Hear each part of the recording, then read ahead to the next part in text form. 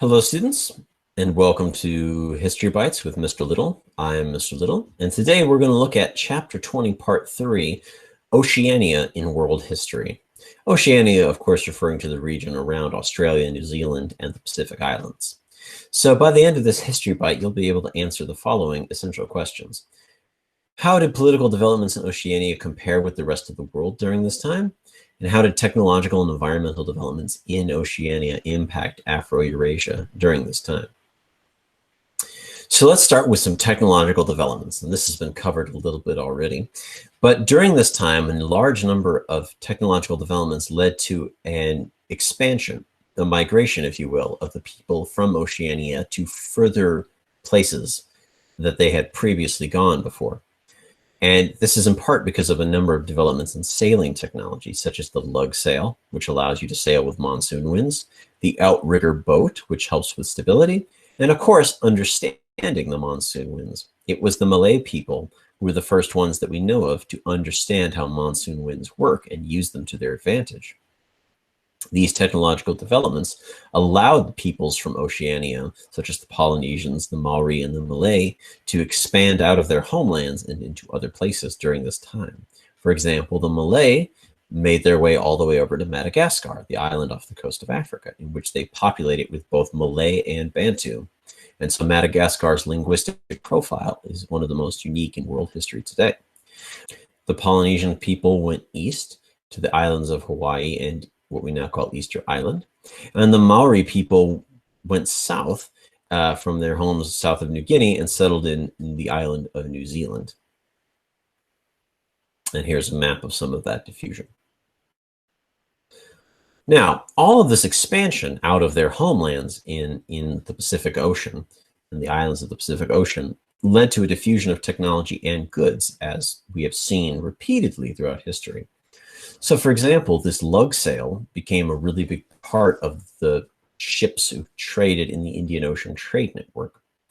Sugar and spices, which became very popular and staples in South Asia, came from this area, just a little bit east of Southeast Asia. It's believed that Malay sailors who were sailing on the monsoon winds may have brought both Hinduism and Buddhism into Southeast Asia. And last but not least, a large number of foods were diffused, such as sweet potatoes, bananas, and chickens, specifically to East Africa. Bananas, of course, we tend to associate with Africa, but this was not the case prior to the Malay colonization of Madagascar. Now, sweet potatoes present a very interesting question because sweet potatoes have their origins in the Americas. And yet we know the Malay people were domesticating and spreading sweet potatoes. So there's a big question of how in the world did sweet potatoes get from South America into the Pacific? And there's a strong theory that people from Oceania may have visited South America long before Columbus did, using the winds in the Pacific Ocean to sail all the way there and back.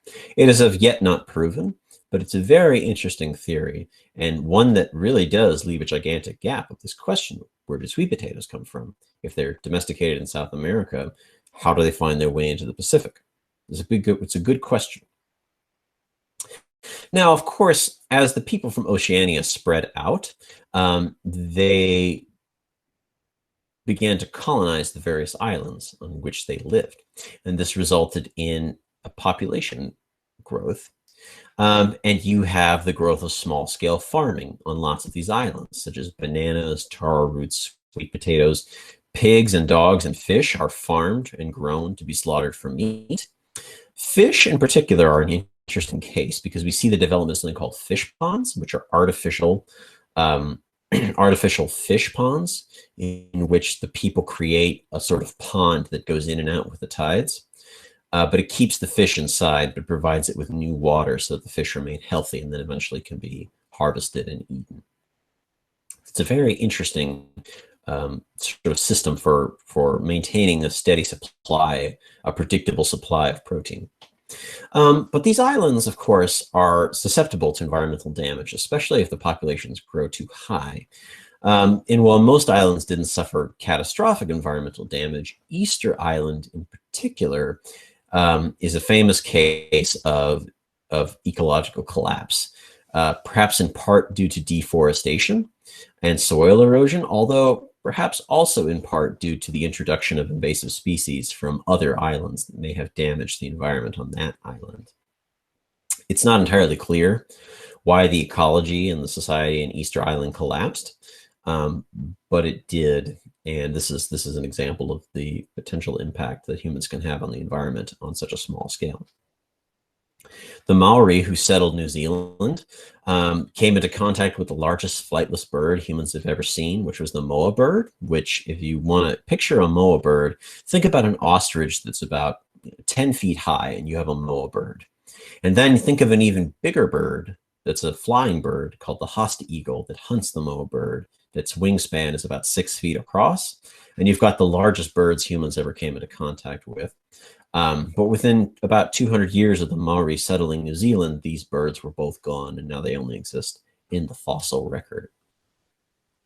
So as these people expanded, we begin to see the growth of political states, which should not come as a surprise. We've seen this across world history. But you have some very interesting examples. You have a place called Madol, which is a complex society with large numbers of social classes, large building projects, seawalls, canals, palaces, farms. It's a very complicated society, which is, again, something we've seen across lots of other parts of world history.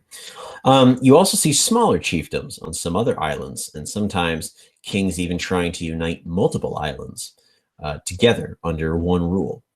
Now, this would not be accomplished until much later in history with the continued improvement of navigational technology. But just like in other parts of Afro-Eurasia, you see the creation of political states. Now, this also leaves out the question of Australia. We've been talking about the Pacific Islands, but what about Australia? Well, Australia was populated during this time with groups of nomadic hunter-gatherers that collectively are referred to as the Aboriginal people. Now, Aboriginal just means first people, but in the English language, we typically use Aborigine to refer to the native peoples of Australia. Now, most of Australia is not suitable for farming. It's a vast, partially desert continent. And so the peoples living in Australia were mostly hunter-gatherers. There was some trade between the people on the coasts and the sailors of Oceania, but on the whole, during this time in human history, Australia remained largely outside of the networks of world trade and technology during this time. There wasn't a lot of diffusion. Australian religious beliefs didn't spread outside of Australia. It sort of remained outside of the circuits of world trade during this time. So you should be able to answer those two essential questions from the first slides. Thank you so much for joining me for this bite of history, and I hope to see you next time.